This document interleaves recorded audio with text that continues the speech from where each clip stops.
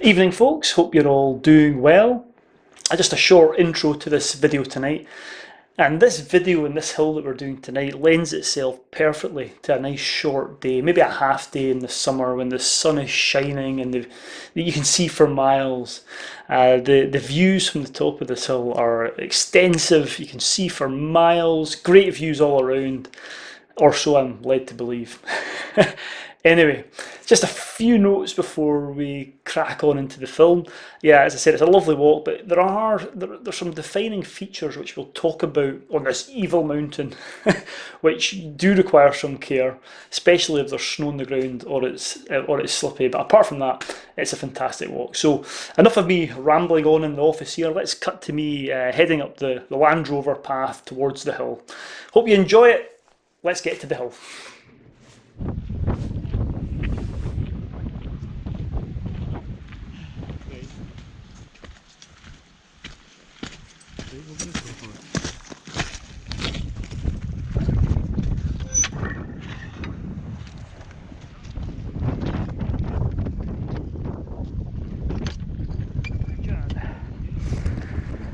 Whew.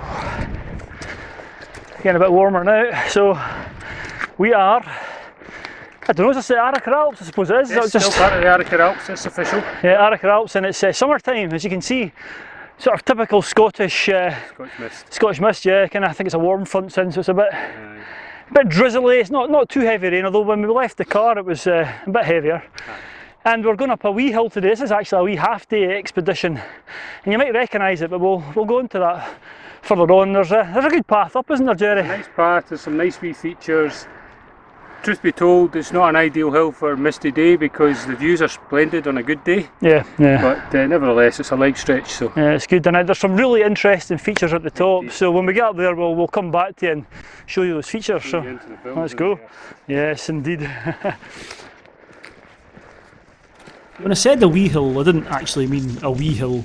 This hill, the summit is about 850 metres. What I meant was there's not as much ascent as you get in some of the Scottish mountains because the starting point at the car park sits just under 300 metres. So that's what I was referring to. Anyway, we headed up and yeah, as you probably saw from the bit to camera, we weren't far beneath the clouds and soon we entered the mist. And it got a bit cold and we stopped at a point where we were just out of the wind, and I got my beanie on, got another few layers on, a bite to eat, and we headed up into the mist.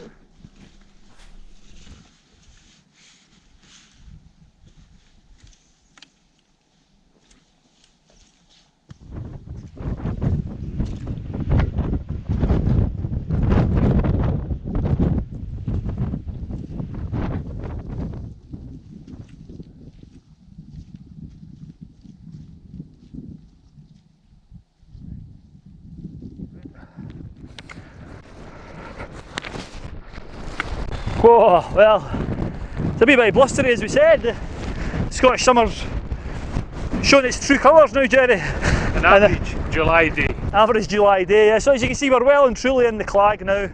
And it's blowing in from the northwest, west, south. The wind was in the southeast, it's blowing from there as well. So we went into what we thought was the lee of the ridge, and all of a sudden the wind direction changed.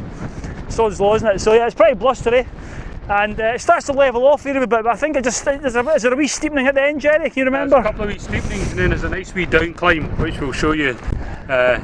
We scrambled down into the crevasse zone. You never told me about that. I've not got my helmet. Aye, well, don't worry about that. You keep me right. Anyway, right, we're going to go up and we'll report back at the crevasses. Yeah. The crevasses of doom from Donach. That's something you should mention.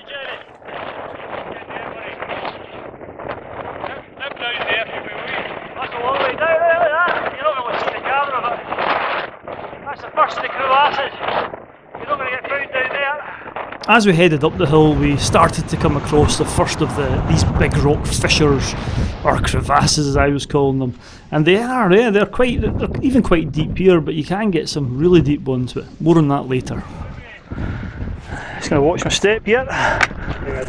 Don't fall in, you'll not get me back out. Well, it's nice and sheltered here. So yeah, I don't know if you can see me or not. I think you can. Jerry's just behind the camera getting his coat on. And yeah, got a wee bit of shelter. And I don't know if I've shown you, but all these are what we're calling crevasses into the centre of the earth. They're really getting more and more prominent the higher up on the hill we get. And what did you say the meaning of this hill was, Jerry? Say again? What's the meaning of this hill? What does it stand for? So Ben Mcdonald is the evil mountain. Yeah. I don't know why, but I think it might be These cracks of doom going down to hell. the old times people came up here and never came back. Well, I can imagine there might be some bones down here, but it's, Journey to the centre of the earth. it certainly feels like that, doesn't it? It's, you can see why it got its name if you come up here. You got to be careful though, but yeah, there's a few more to go. This is just a wee one, isn't it? So we'll Tell the viewers about the time I turned around in deep snow. There was no trail, it was knee-deep snow. I was up on my own and a blown cloud, and I knew these holes were there, but I couldn't see them. Yeah. And eventually it was like stumbling about solo in a glacier. I thought, No ropes to pull you, but that's the thing. that. That's the thing, isn't it? It's quite an easy hill in the summer when there's a path, but it's like every hill, the paths aren't there when they're covered in snow. Well, they are there, but you just can't see them. Well, the holes are there, that's You can't see the holes. Anyway, let's go and see if there's any more of these crevasses of doom.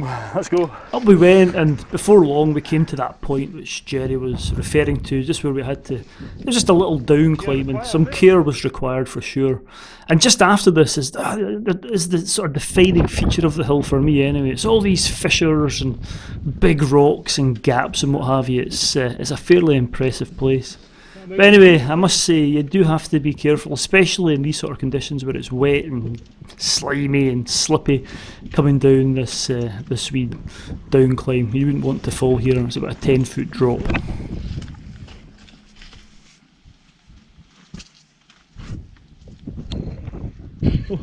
Right, I've not got my microphone out, or my thingy out, as I just said to Jerry, and there is a wee bit, I think Jerry mentioned it earlier, there's a wee bit of down climb here. If I go there, you can see it's not much, but there's a couple of wee ledges, but it's quite slippy rock. So yeah, a wee bit of care is required. And yeah, I think that's the summit, or towards the summit over there behind me. Yeah. More caves behind me. Crevasse there, you can see the start of these big clefts in the rock over here, and over down to the left. Quite impressive. So. Heavily crevasse zone. Heavily crevasse zone. Right, let's go.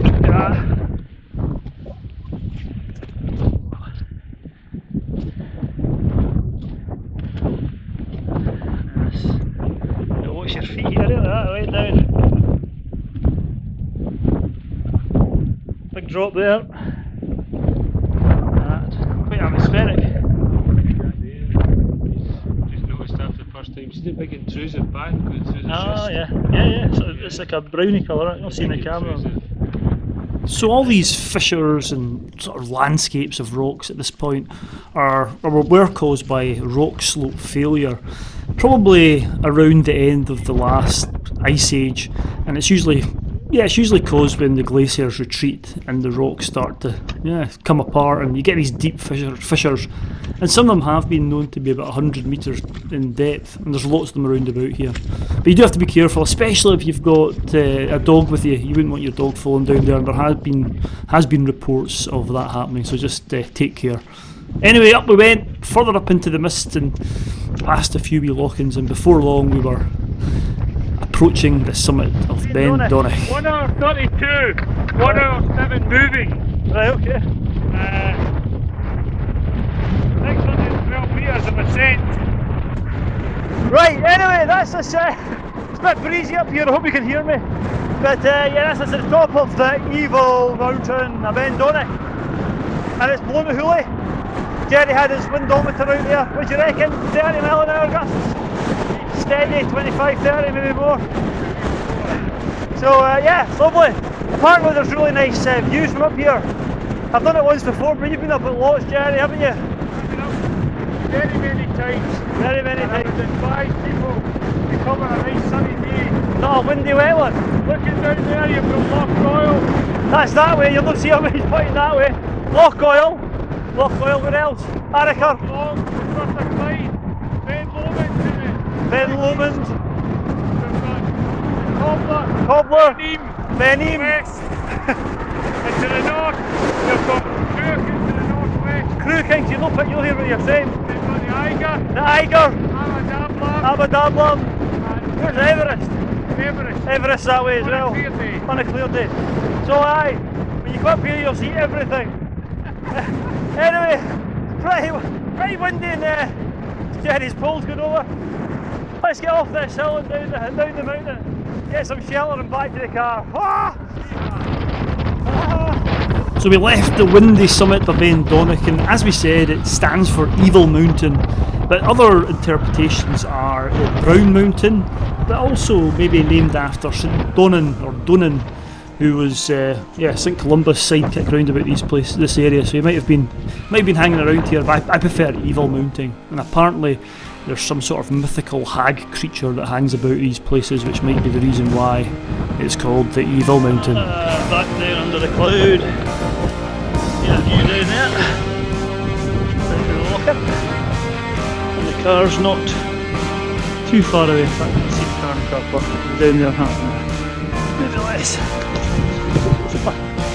So another fine day had been had, and this is grand just for a short half-day adventure. But as I said, just watch out for those fissures and any mythical hag creatures that may be behind them. Take care, stay safe, and I'll see you